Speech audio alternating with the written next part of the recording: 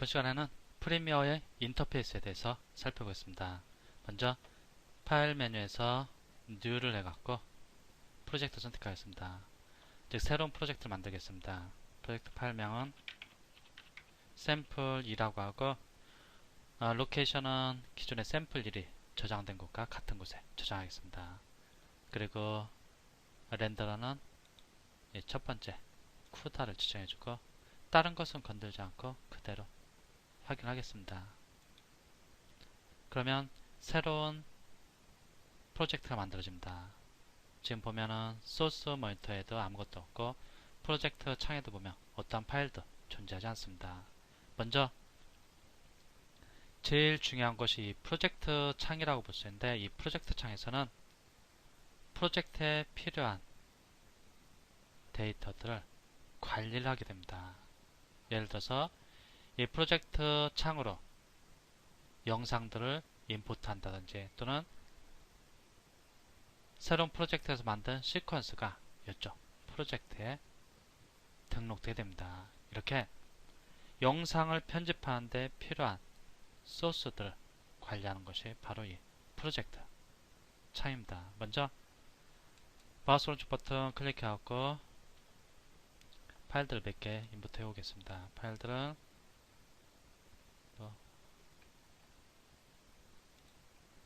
이 정도 선택해갖고 열기를 하겠습니다. 그럼 파일들이 임포트 됩니다.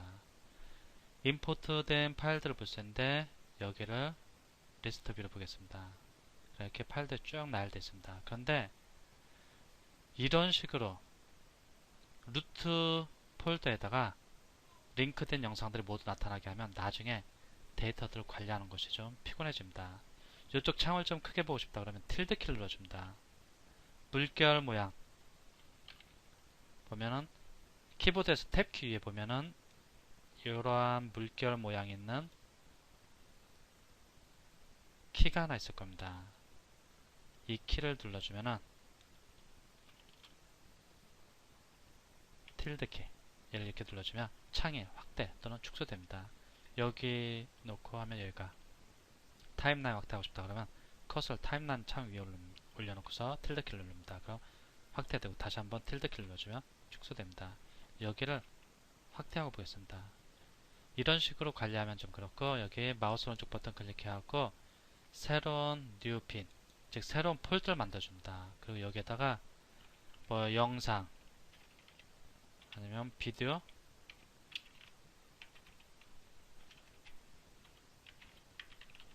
비디오라고 하고, 이렇게 비디오는 이쪽 폴더에다 이렇게 넣어줍니다. 이렇게 관리해야지 나중에 좀 작업하기가 편합니다. 다시 틸드 키를 눌러갖고 축소해서 보겠습니다. 비디오가 필요하면은 여기를 클릭해갖고 비디오를 이렇게 끌어다가 놓을 수 있습니다. 그리고 아이콘으로 보기 했을 때, 여기 지금 아이콘으로 보기 했을 때 이 안에 영상들을 보고 싶다 그러면 지금 보이지 않습니다. 여기일 때는 이걸 클릭해서 그 안에 것을 선택할 수 있는데, 이쪽 아이콘 뷰로 봤을 때는 그 안에 있는 영상들을 볼 수 없습니다. 땅땅 더블 클릭하면 새로운 창으로 이렇게 나타나는데, 이렇게 하지 않고 이 안에 나타나게 하고 싶다 그러면 컨트롤 키를 누르고 땅땅 더블 클릭합니다. 그러면 그 안에 있는 비디오 폴더 안에 있는 이런 영상들 확인할 수 있습니다. 그리고 얘들을 좀 크게 보고 싶다, 여기 틸드 키를 해갖고 좀 창을 키워서 보겠습니다. 얘를 이렇게 클릭하고 계시면은 프리뷰가 좀 크게 보입니다. 이 상태에서 여기 한번 커서를 이동하고서 좌우로 이렇게 들어가면 영상이 재생됩니다. 클릭한 상태에서 스페이스바를 누르면 영상이 또 재생되고, 다시 스페이스바를 누르면 영상이 스탑되는 것을 확인할 수 있습니다. 틸드 키 누르고 이전 폴더로 가고 싶다고 여기 클릭해주면 이전 폴더로, 즉 상위 폴더로 이동하게 됩니다. 여기를 컨트롤 키를 누르고 더블 클릭해갖고 이 영상을 이쪽 소스 모니터에다 배치할 때는 더블 클릭하거나 아니면 클릭하고 드래그해서 배치해주면 됩니다. 이렇게 떨어뜨려 주면 되고, 여기서 영상을 좀 프리뷰하고 싶다. 저기 임포트한 영상에 어떤 영상인지 확인하고 싶다. 그러면 여기를 클릭해서 재생할 수 있습니다. 지금 사운드가 재생되니까 좀 시끄러운데 사운드를 좀 끄고서 하겠습니다. 얘를 클릭하고 이렇게 드래그해서 확인할 수도 있고, 또 다른 걸 보고 싶다 그러면 땅땅 더블 클릭합니다. 이렇게. 그러다가 이전에 보던 걸 보고 싶다 그러면은 이쪽에서 얘를 선택하면 이전에 보던 거, 여기 또 방금 전에 보던 거 이렇게 바꿔볼 수 있습니다. 그러다가 클로스 올 하면 모든 것이 다 여기 소스 모니터에 보이던 것이 다 닫혀지게 됩니다. 더블 클릭해서 나타나게 하고, 얘 재생애들 이렇게 해서 재생할 수 있고, 여기를 이용해서 인점과 아웃점 이러한 것들을 설정할 수 있습니다. 그리고 이제 여기는 루트로 가갖고 아이콘으로 하니까 좀 공간을 많이 차지합니다. 여기를 리스트 뷰를 보겠습니다. 그리고 이렇게 하겠습니다. 이제 얘를 타임라인 창으로 끌고 오면, 얘를 타임라인 창으로 끌고 오게 되면 새로운 시퀀스가 만들어집니다. 시퀀스는 실질적으로 비디오와 오디오 그리고 스틸 이미지 등을 배치하면서 영상을 편집하는 공간 역할을 합니다. 얘를 클릭하고 이렇게 드래그 해줍니다. 그러면 이제 보면 무비 30이라는, 즉 이 파일명과 똑같은 시퀀스가 만들어집니다. 시퀀스가 만들어지고, 지금 얘가 지금 타임라인 창에서 이 정도만 보이는데, 키보드에서 백슬래시 키를 눌러주면 이렇게 꽉 차게끔 보입니다. 백슬래시 키가 어떤 거냐면, 키보드 상에서 보면은 이렇게 된 것은 슬래시고 얘는 백슬래시입니다. 엔터키 위에 보면 다음 같은 키가 있습니다. 얘를 눌러주면은 이 전체 시퀀스가 타임라인에 적당하게 잘 보이도록 자리를 잡아주게 됩니다. 이 시퀀스를 좀 확대, 축소해서 보고 싶다 그러면은 키보드에서 숫자 키패드 말고 1, 2, 3, 4가 있는 키보드의 중앙 쪽에 있는 플러스 키, 마이너스 키를 눌러갖고, 플러스 키를 누르면 이렇게 좀 확대되고, 마이너스 키를 누르면 이렇게 축소됩니다. 아니면 여기를 이용해서 이렇게 크기를 조절해서 볼 수 있습니다.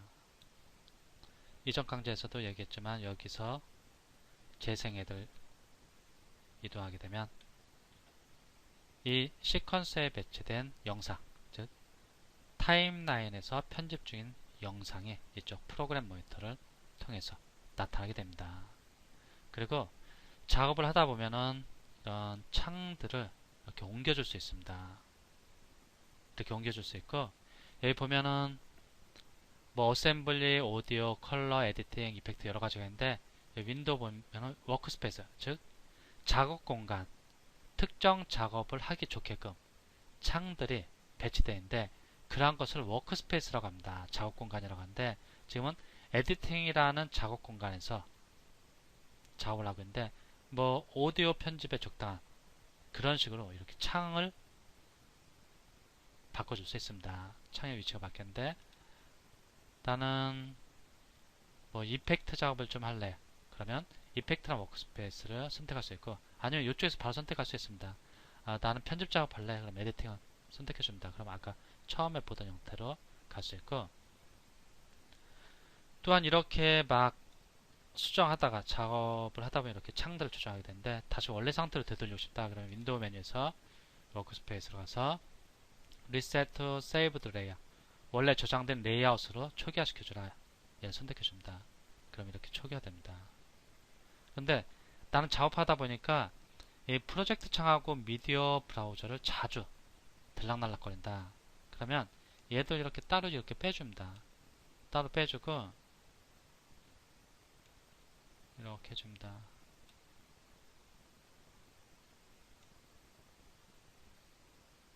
이렇게 하고 얘들은 좀 이 정도 반반씩 이렇게 해줍니다. 아, 나는 이런 식으로 작업을 좀 해야겠다. 아, 미디어 브라우저 창도 자주 이용하고 프로젝트 창도 자주 이용하니까 이런 식으로 좀 창들을 위치를 좀 이런 식으로 조정을 해서 작업하고 싶다. 그러면 이러한 작업 공간을 저장할 수 있습니다. 윈도우 메뉴에서 워크스페이스로 와갖고 Save as New Workspace 얘를 선택합니다. 여기 Nstart라고 하겠습니다.